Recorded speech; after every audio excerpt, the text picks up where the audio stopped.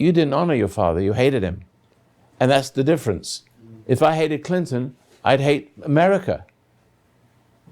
So it's like honoring the symbol, but seeing the person for what they really are. Yeah. If you don't have to like him. You respect the position, but you see the person for what they are. Yes, sir.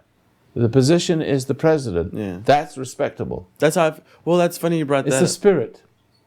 Because a lot of kids my age are liberal now, like flaming liberals, right? They're always anti this, anti that, trying to stand up for something, and they always hate Bush, in the war and this and that. Hey, you need to have a man like me running around that university. Yeah. Just like I hypnotized everybody in the jail, I'd hypnotize everybody. I wouldn't hypnotize them. I would stand as a contrast. Yeah. It's so silly how they. Yeah. And you need to be that person, because you're not that person now. No. See? You need to learn to take people on, and if they're unreasonable, you need to overwhelm them. You overwhelm them with certain strength. Sometimes you just stand there, and sometimes you have to kick their butt. Because they have to learn a lesson. When I would fight as a kid, I would never look for a fight, but I was good at martial arts. I taught myself all that. There wasn't anybody to teach me anything. I want to learn that. I just read the books and did a little practice with a few people. Man, I was good. I took on 2 physical training instructors in the British Army and beat them both at the same time. And I don't have any degrees. What I need it? You don't want to mess with me now. And I haven't done it for years. But the thing is, take people on. Yeah. And sometimes, I guess silence does it. Yeah. I haven't really had too much opportunity either. But, as I grow older, I know I'll get my chances. You will. Yeah. But leave the women alone, because the women will weaken you. Yeah. I've noticed that. And so you find a meaningful life. What do you do? I work in health and fitness, personal trainer, athletic enhancement. Nothing. No, it is, because I've got a goal for it. Yeah, I know. It's a kind of a nothing. Like being a masseuse. No, it isn't. It can be done right, Roy. I guess you could. You can be an inspiration. It's okay, as long as you're an inspiration. But if you have a woman,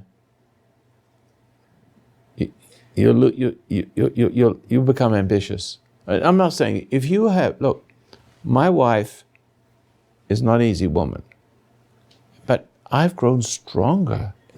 I succeed in spite of the little games. Mm-hmm. The other day, the little game's a little bit too strong. I had to stay up all night. Okay? Take care of that.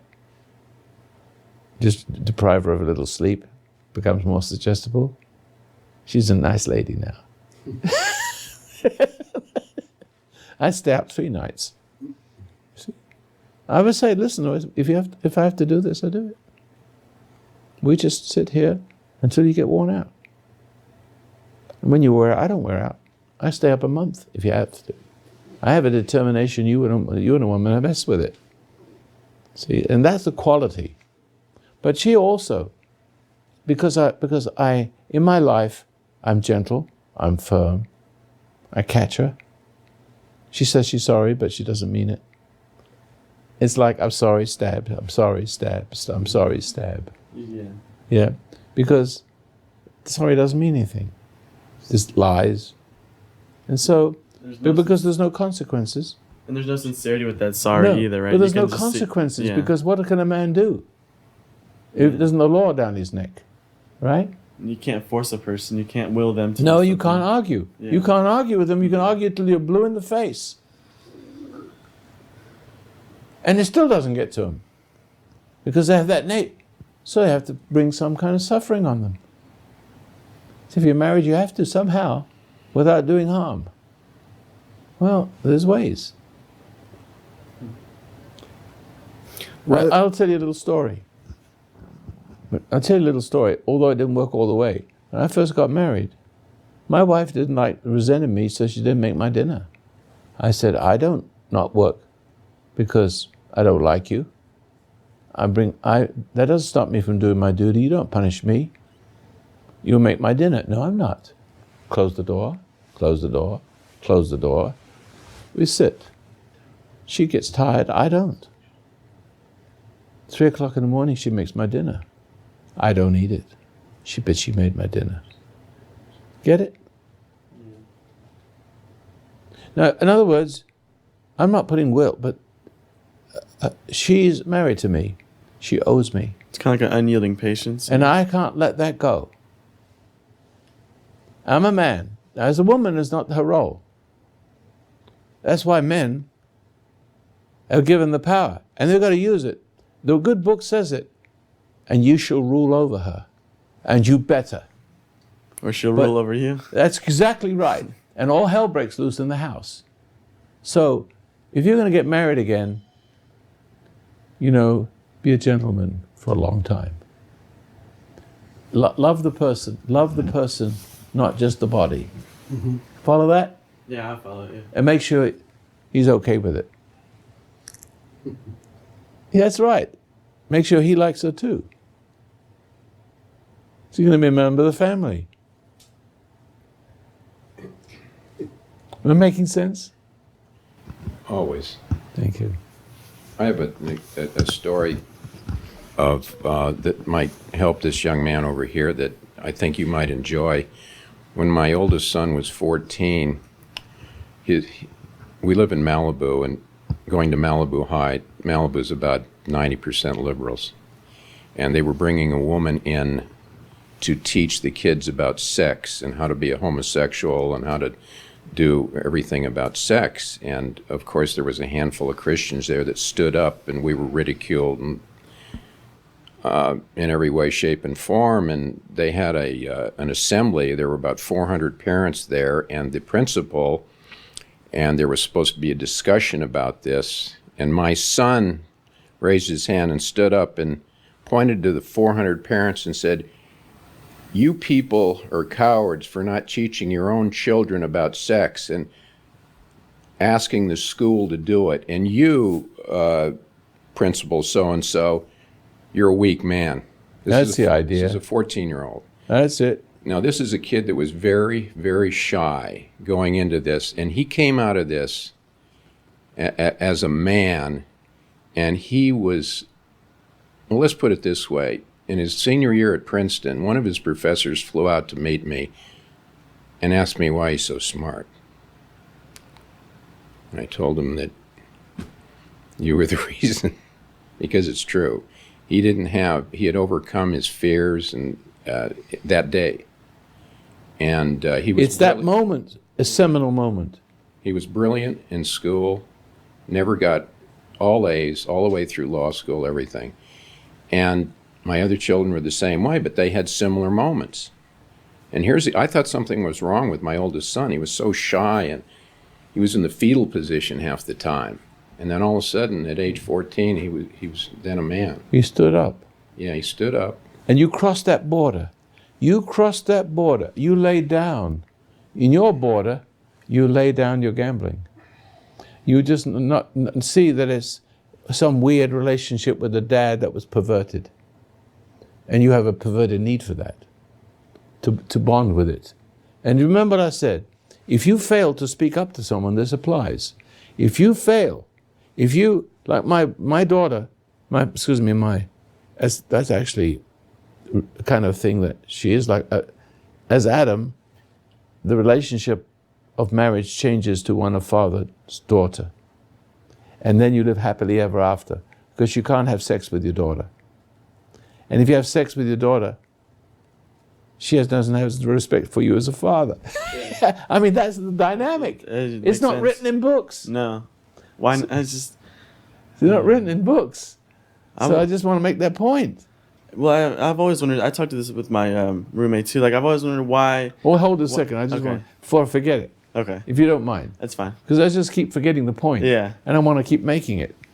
Because she fails with me to manipulate me and got lots of frustration. And then she gets jealous of my brightness. I said, what is it? She said, I'm jealous of your brightness. I said, why don't you become bright yourself and appreciate it? Why would you want to tear me down mentally? But on the surface, she never criticizes me. She just sees that she doesn't get her own way with me, But she wants something, but she doesn't tell me she wants it.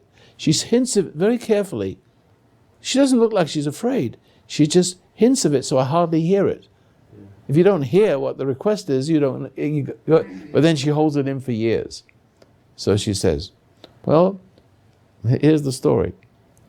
So my son who's divorced, David, he's got another nice, very nice wife, very, very nice, and sensible. She wants to be corrected. She wants that. That's the thing she wants. That's a good woman.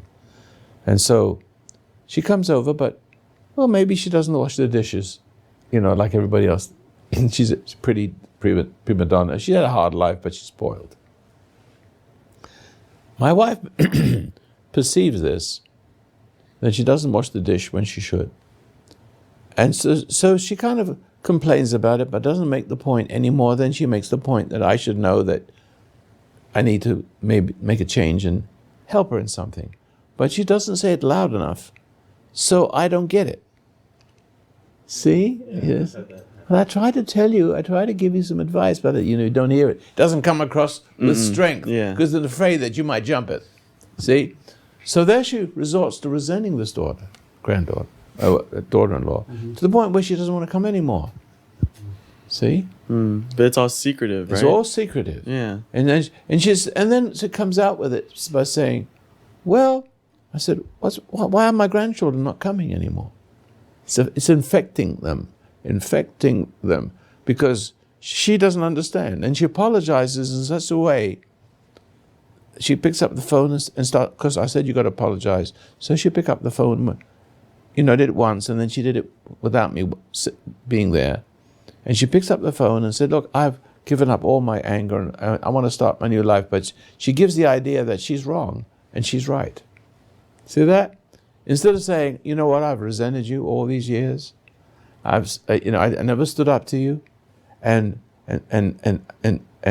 ask you to wash the dishes when you're here and become helpful, and to bring something like somebody else does, because I'm old now, I'm not young anymore. This is a reasonable thing, and that would have been, no, she just was content to resent it. And when she resented it and made the correction, it didn't take. Because it didn't take, she became resentful. And because it was resentful, she ends up washing the dishes herself and resents it while she's doing it. And it goes on forever until she doesn't want her to come anymore. But she doesn't tell me. She just makes sure that there's enough intrigue that she doesn't come back. And I'm wondering why the kids are not coming back. See that? That's how dangerous it gets. So if you're not strong enough to make your stand and take the flak, and not they may not want to wash the dishes. They may never want to come back. That's the problem. As long as you say it right. But if you say it in the right way, in the right time, and maybe remind her a few times that may be necessary, and have no resentment, there's no failure on your part. Because not you doing it, right? Then they decide whether they want to be your friend or not, and if they're not going to be your friend, so be it. Yeah. You don't need that kind of friend if they won't give you a little courtesy. Because the strength is not you, right? That's right. Am I making sense? Just the instrument. So I'm just taking from personal life, because I can't invent these things. So I don't have a whole lot of life with most people, because it's my family, so I can talk about it. So I keep no secrets. Okay? But and then I said to my wife, you see what you did? Oh my God, I didn't realize I was doing it. But she did, because she saw it. But only because I sat up all night. No sleep. I went 48 hours without sleep, and it doesn't bother me a bit. I can go 3 days without sleep and work, and I don't even notice it. But nobody else can. That's my advantage. So that's what I use. She needed a good spanking in a way that humbled her. See? So it isn't just explanations. You can try to explain to people. I had a friend I told last week, and this is how it was. I've known him for a long time. He was the schoolmaster of the school. He wasn't strong enough to run it, so we had to let him go. He's a very nice man. He just didn't have strength. The kids walked all over him, right? Nice people don't make it. He's also a tennis player. But the point is, he's an air conditioning person. He's very good. He's now married to one of his students, which is not a great idea. He didn't handle his wife right. No wonder she's angry. And so this won't work out. He hasn't changed. There's something about him that's so nice. Why wouldn't you like this man? I like him. I love him. He's a wonderful guy. He does what he's supposed to. He's gentle. He's conversational. He's good at tennis. He's an instructor. But he makes good money and he's air conditioning, and I call upon him always. But we get to talking. He has a friend. And we're repeating this from last week. And the friend impregnates a woman and has 2 beautiful boys. And he doesn't want to have anything to do with them, doesn't want to give any money. He just wants to walk away from it. And he tries to explain them. This is, he hasn't learned. He's a nice person. He's giving good advice. He's very persistent. He says, don't you realize that you're not a man? That these kids need a father? You've done it. You've used this woman. 2 children come into the world. Don't you feel any responsibility? That sounds wonderful, doesn't it? Yeah. It wasn't. Now I would say, excuse me, you don't want, am I hearing right? You don't want to be a father to these kids? You don't want to take responsibility? Are you kidding? What kind of pig are you? Shock. Shock is nice. Remember I started the program by saying, I'm going to shock the hell out of you? Yeah. Direct. Well, sometimes you're not going to speak that way to a biker. You might handle it differently. Not every situation is the same. This one will cringe when you speak to him strong, and you might get to him. And so I said, you call me, I'm not a friend of you. You missed something. You still wanted this person to like you. You still want this friend to be your friend, right?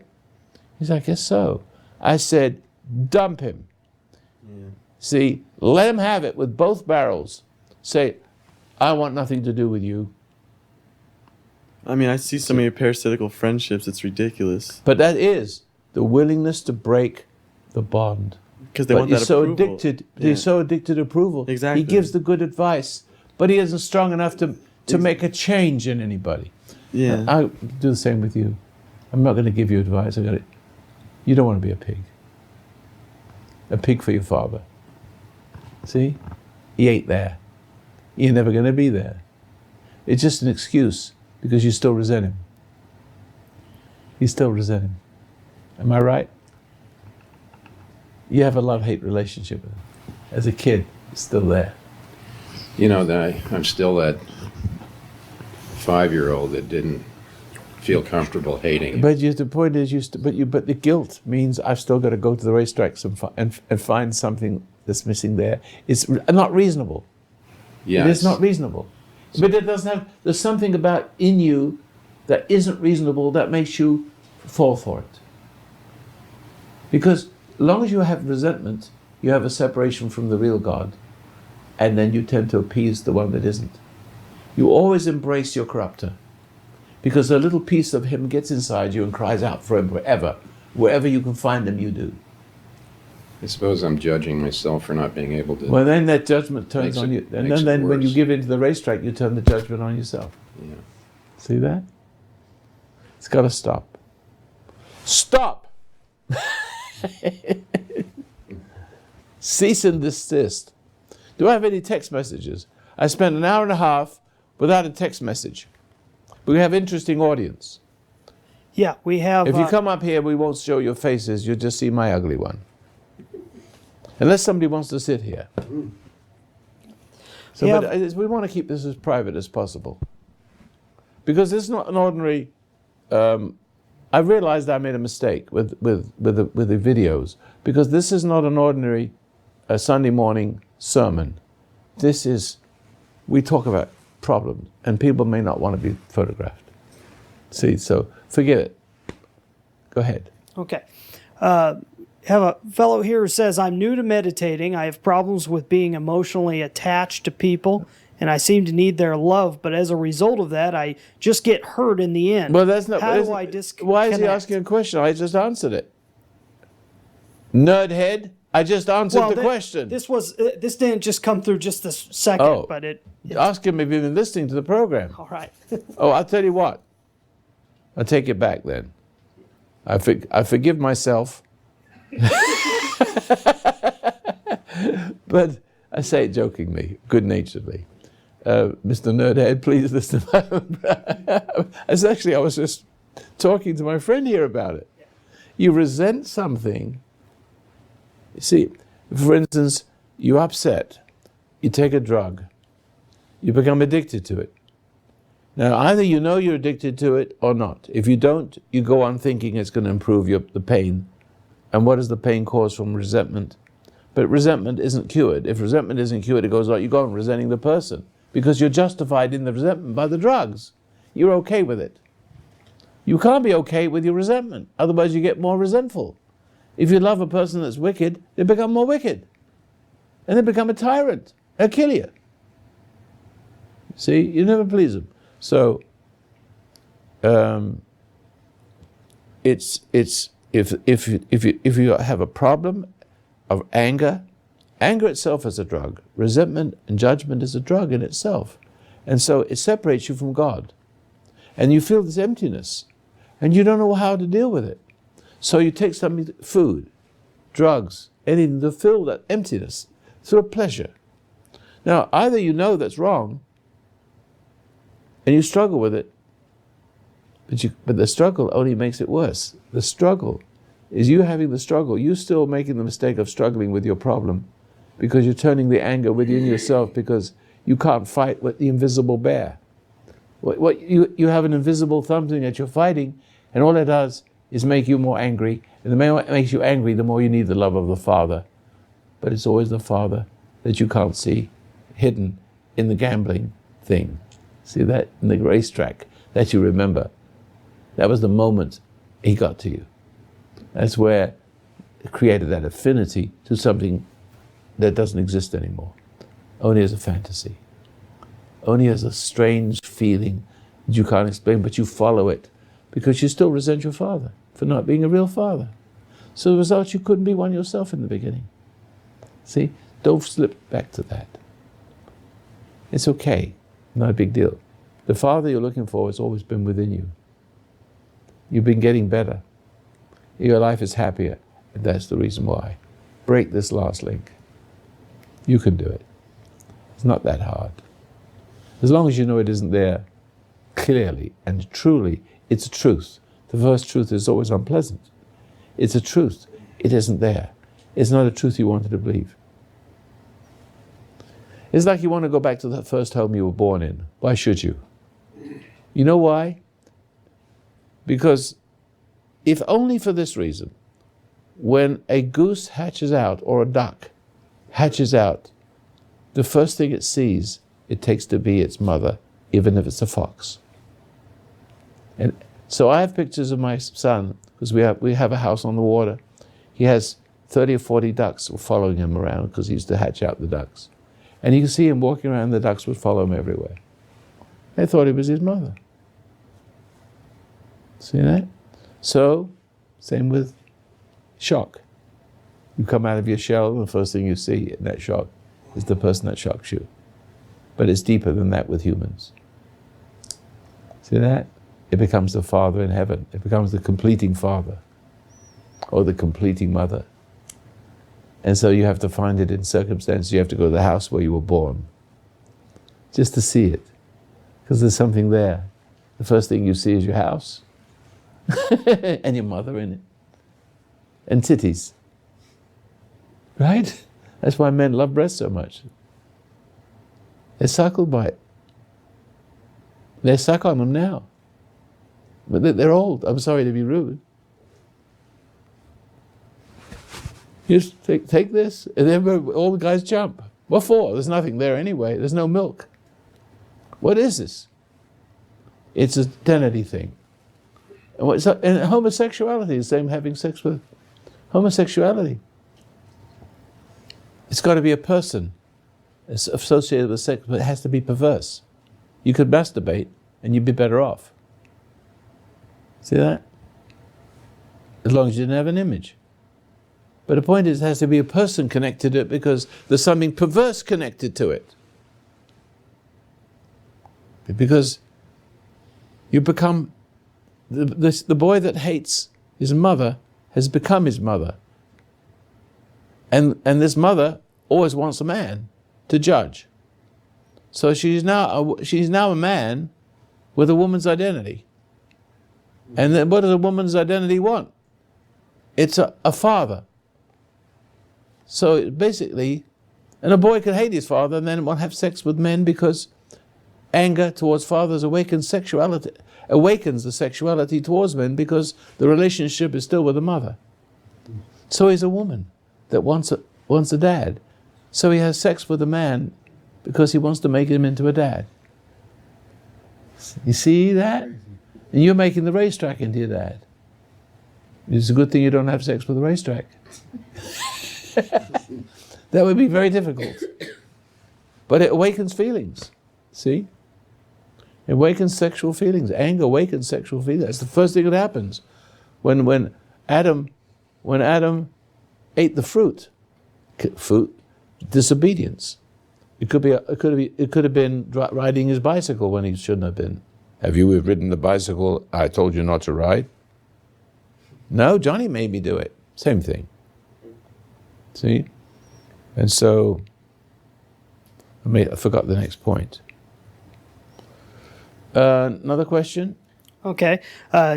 Dave says, I have noticed suffering and solitude often brings me to a healthier state of mind. It does. And I wondered if you believe one can do penance as a means to finding spiritual restoration and favor with God. But you don't have to go through, you know what I mean? You don't have to go through all this penance and beating your head and being angry with yourself. All you have to do is realize, oh, I see that. And then you feel a little pain. And I don't know, like the pain is like scratching your fingers on a chalkboard. It's like a pain, and really unpleasant. You watch it, it goes away. Don't resent it, it goes away. And then it's sort of like you're sorry. If you bear the pain, you don't have to be sorry. Sorry is an emotional state. I'm sorry I went to the racetrack because I lost money. But I'm not sorry that I went. I'm sorry that I lost the money, but I'm not sorry that I went there. So you're miserable. So you wonder, how shall I be sorry? You don't have to be sorry. You only have to feel the pain of being wrong. That is, face the pain of being wrong, and then you feel the pain, and it hasn't got the word sorry to it. See that? It's just a matter of not understanding. Oh, yeah. Anybody else? Sure. Denise says, is it all right to the voice in the head while meditating? Just watch it. It isn't you. God doesn't speak to you as a voice in your head. That's your problem. There's a movie, right now I happen to, I've been 48 hours without sleeping and working and I wasn't tired. And my wife, I work 15 hours a day. And so, no tiredness. And my wife was watching National Geographic of Locked Up Abroad. And it's playing now. It's all about a woman who, actually it's an interesting thing to watch because she watched it and saw herself. And so she went to Thailand to have a good time. Oh, I'm happy, I love the beach and everything. And she's recounting all her memories. I don't have a memory of my past. I don't know what I had for breakfast. I forgot who I met yesterday. It doesn't matter, just vague. I am free of memories. I'm a free man. I see what I see and that's all it is. And so I'm able to follow what nobody else sees because I'm not lost in my head. But here she is. Oh, I love the beach and I remember what a wonderful place Bangkok is. And she gives the story. And everything is a thought process. I think I'll do this. And if I don't do that, I'll try this. And I wondered about this. And it comes across in a way I I don't dare even try to repeat it. But you have to watch everything. She remembered everything. She almost got shot for smuggling drugs because she was so desperate, because she was happy there, and she got contracted amoebic dysentery, and all of a sudden life fell apart, and she met a young man who was a dope dealer, but didn't seem like he was, and pretty soon her life was so miserable that she needed to get back home, and she was too proud to go to the British embassy, and blah, blah, blah, blah, blah, and then she actually knew she shouldn't have carried those drugs aboard. It's all about a lady. Okay. But you have to watch it. You have to watch it because she remembers it. All psychotic people remember everything because they never spoke up. They remember their judgments. They remember their mistakes. They remember this or that, but they didn't do it. I knew I should have done it, but I decided not to. I don't know why, but I guess it was because I wanted to get home, and blah, blah, blah. And you watch all this, the struggling of one thought against the other, no intuition. So she actually got caught smuggling drugs, and she would have been shot, machine gunned. That's the death penalty in Thailand, Bangkok. And she spent 3 years waiting for the trial. And then she finished the trial in England, the last few years, and she was free. But she was a spoiled kid.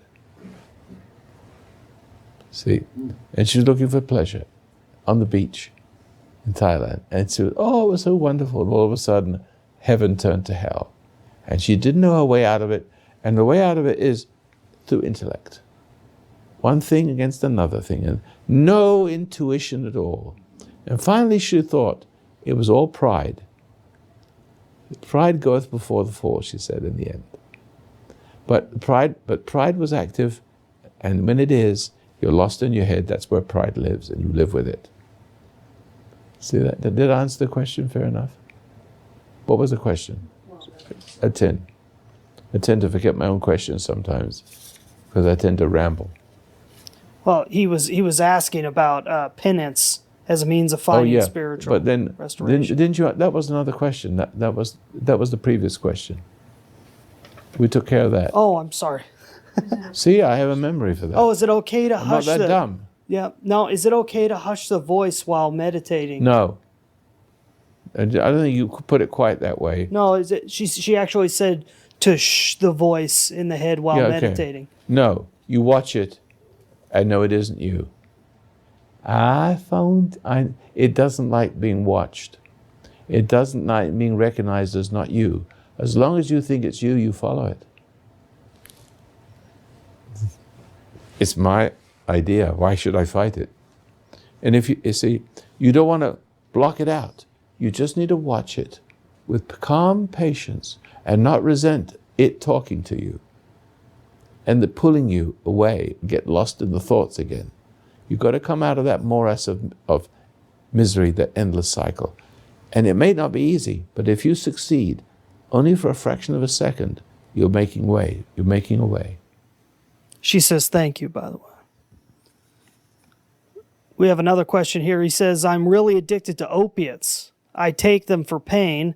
I take more than I should, and I can't stop because of fear of having withdrawals. How can I overcome it? But you need the withdrawals. And if you didn't resent when you take a drug, you're actually denying God. You're denying the saving grace that follows you as conscience. You think your conscience is the enemy. And you think your friends who take the pain away, the people that come to rise the occasion to your agony and take your pain away is your friends. But they're not. Because they have the same in them. They want to comfort you for the benefit they get from it. You become dependent on the drug pusher and your friends that love you and keep you anesthetized and dependent on their approval and their being there for you. So when you are starting to awaken and now you'll get to the point of putting aside your drugs, there's a process whereby you are coming back to the pain, the greater pain you ran away from, and it was greater because you ran away from it. The sin of denial is worse than the sin itself. See that? You're compounding it. So you have to bear the withdrawal symptoms, but not resent them. It's the resentment towards the withdrawal symptoms, and the withdrawal symptoms, there is no withdrawal symptoms. You could put cocaine down, just like you can put a cigarette down at a certain moment, but you have to deal. You've got to deal first and foremost with the realization what a weak SOB you are, and how angry and resentful you are, and how rebellious you are towards something represented by your mother and father that didn't bring you up right, or the system, or whatever it is you hate. And you may hate Christianity because it's because you come from a hypocrite family. If that's God, I want nothing to do with it. So you have trouble with God. But that's what you're coming back to. That's what it means. And withdrawal symptoms, you're coming back to the pain. You need that pain. But if you don't resent it, the resentment compounds it. And if you bear the pain, as if you were dying, and feels like you're dying, and don't mind dying, because somehow it's a good death. It's the death of what's bad in you. But it feels like you dying. You're not dying. It's sin that made a home in you that's dying, and you're identified with it. Get over it.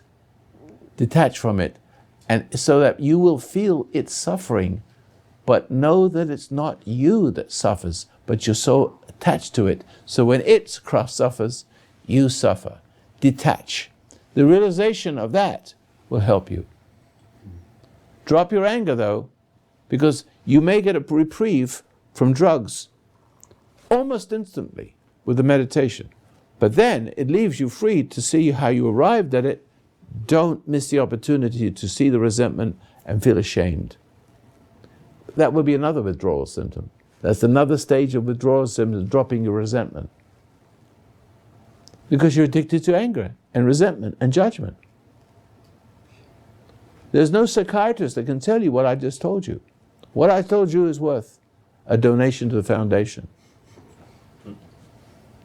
Post Office Box 1000, Grants Pass, Oregon 97528. What's that sign you held up? See, I've got a good memory for stuff like this. Sunday Conversations on audio. This audio program will be up probably when? Next day or two? Yeah, and the final one is up already. This one will be up on Thursday, by Thursday. You mean the video will be up? The audio will be up also. They come Okay, so on Thursday, you can download this and keep it for $5 or more. Is it a drop down? Please, give something. Because we don't get much donations the way we should from the people we help. See, I don't want it is free, but you have to freely give. See, if you don't, you don't. Okay, I get it. You obviously didn't get anything. So why would you owe me anything? But if it helps you, be honorable. Thank you. Next question. Okay, this is from Mark. He says, my question has to do with salvation. I found that after I've been saved, being able to deal well with people, places, and things objectively, I still find myself making the same mistakes. What can I do about this? Who saved you, me or the pastor? Because both answers are wrong. I can't save you, nor can him. I lead you to what that is. What does he mean by saved? Find out what he means. We'll see in a moment here. Okay. We have another question from Mary. She says, what is praise? I hear ministers talk so much about praising the Lord, but I don't understand what it really means. You tell that woman she's a dumbass. Do you think that God needs praise? I told my wife I don't need praise. What do I need praise for? What good is that to me? I don't need you to look at me as if I was wonderful. When we praise God, that's hypocrisy. He doesn't need your praise. He needs your appreciation for a life that He's given you and a journey set before you so that you can endure all things for His sake, so He can reward you with love. You tell that preacher, you stand up that preacher, and in that church you say, excuse me, explain praising the Lord. Because it's almost like if you didn't praise him, he wouldn't be the Lord. If you didn't praise your kids, there wouldn't be anything. You don't praise your kids anyway. How do I praise my kids? What do you think of this, Grandpa? I just made a rocket. Well, you could try it, see if it works, but I don't think that you've got enough hole in there. The spout where the flames come out, they don't look. That's too big. Well, he tries it. Yeah, that's a little better. Yeah, not a bad job. Keep on going. I can give him encouragement. I'm not going to say, oh, you did a wonderful thing. Well, the minute you do that, he's got the glory, and he never wants to lose that moment. And now he's lost his motivation to do everything because he's already arrived at playing God. See that? Do not praise your children. You manipulating witches and sons of witches. They don't need praise. And they also don't need to put them down. Between the two, you kill them. When they're mean, deal with their meanness. Don't react. When they're over tantrum, they'll come to you and say, sorry, Dad, I didn't mean, I don't know what got into me. Let them wear themselves out. It took 57 years for my wife to wear herself out. But still, I got stronger. See? Then she did things on the side that wasn't good. It hurt. I know how to put my foot down. But it's okay. See, but the point is you have to be strong with your kids. Son, would you give me the remote control? No, I just want to hold. No, son. Why do you want to hold? I just want to watch the weather or something. Okay, you can wait for it. You got father, you can wait. But if he wants to control the remote control, say, I said, give me the remote. You've seen the weather. I want it. I'm the father. You must bow to that, because I'm your dad. It's not unreasonable. You cannot be willful. Follow that? There's certain times when you have to step in and say, it's mine. I'm the boss of this house, and your wife the same way. And they may object and give you a hard time. Stay calm. It stays that way anyway. Okay? Consequence. Praise and criticism are how you manipulate people and destroy them. Tell that minister, do not go to that church or stand up and say what I just says. Why do we praise the Lord? Wouldn't he be God without us praising him? Would our kids be who they are if we just didn't put them on a pedestal and praise them? See? You have to allow God to do what he wants and be thankful that he's there and acknowledge that there's a purpose in your life.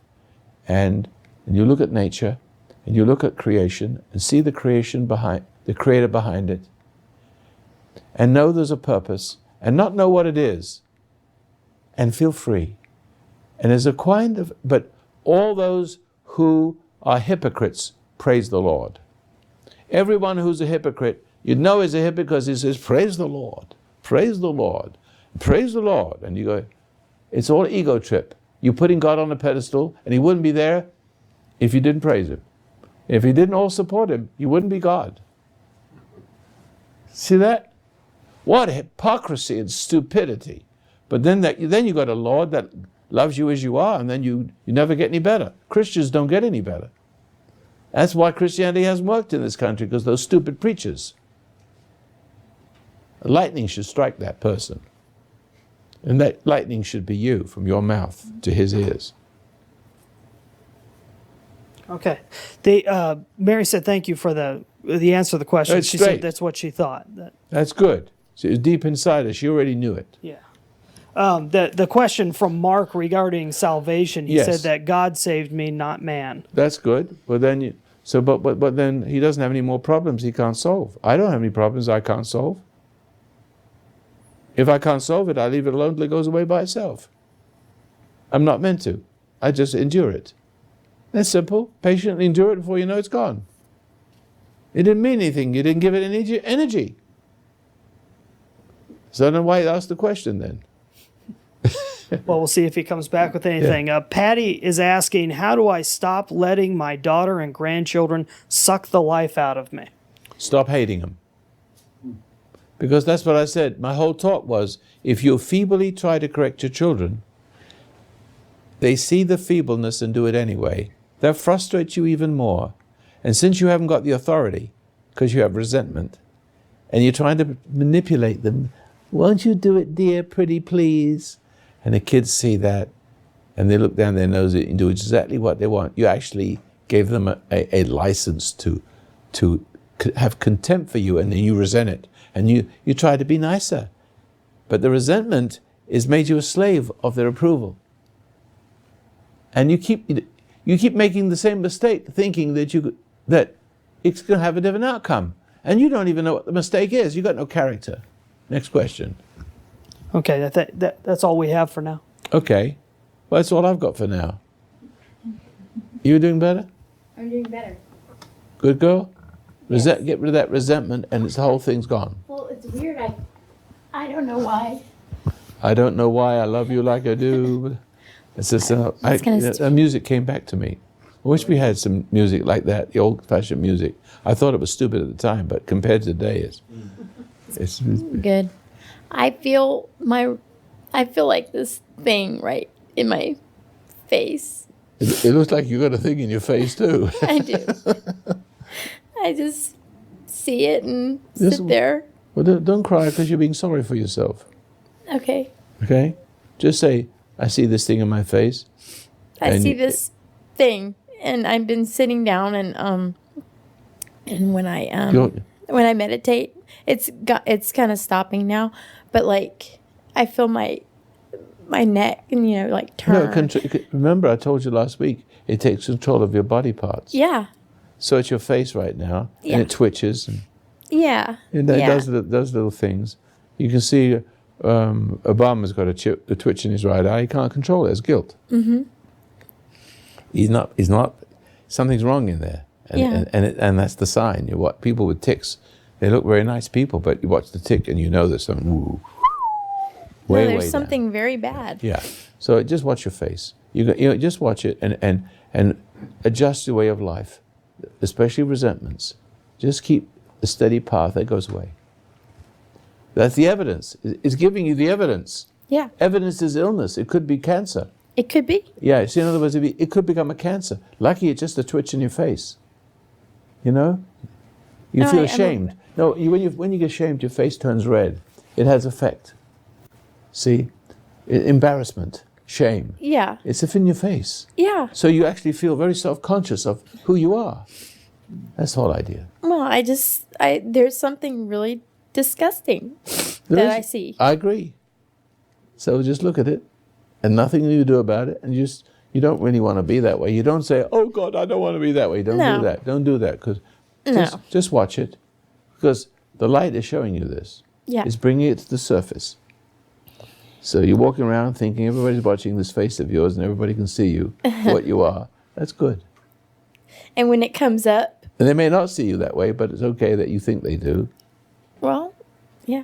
Okay? You're going to be okay now? Sure. Face, behave yourself. Come over here. I'm going to kiss that face.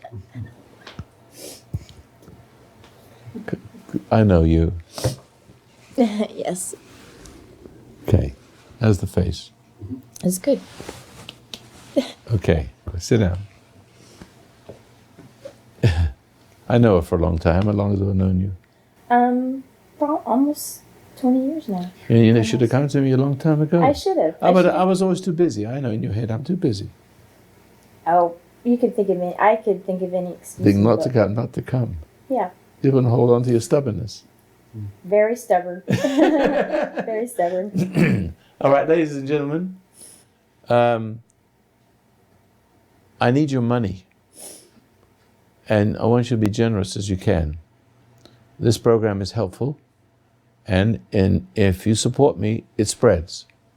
If you don't, well, then you have to consider that you're selfish, you lose what you've got, because you didn't pay your light bill so I could help other people, so other people die. It's as simple as that. You let people die if you're not honorable. If you haven't got any money, okay. I get it. Don't feel guilty. And so the first money you get when you get better is for yourself. Charity starts at home. Don't bother with me. Just get on your feet. And when you get on your feet, you help me. Fair enough? That's all. And then you kind of belong. You can tithe, but it's not 1/10. It's whatever you want. It can be 1/20th. It can be all of it. Thank you very much. And we try to make it lighthearted as much as possible. But I do hope I got your jugular vein. I got down to the root of your being. It's resentment. Praise and criticism. Learn to deal with those two calmly, and there is the magic. You endure, you grow. You get penetrated, you fall apart. Thank you very much, ladies and gentlemen. Box 1000, Grants Pass, Oregon. Post Office Box 1000, Grants Pass, Oregon, 97528. We should have a card or something to hold up, because we're not very professional here. We have a bunch of nerd heads, including me. All right, but it's kind of fun. There's something about this that's not formal, you know? And we need more real television programs like this, because everything is so scripted and crummy. Yeah. Right? This is not scripted and crummy. This was great. See? We just have ordinary people, you know, and a lot of people listening, asking questions. This is what TV and radio is for. Not the junk that distracts. I've got to shut up and go home and have lunch. Thank you very much.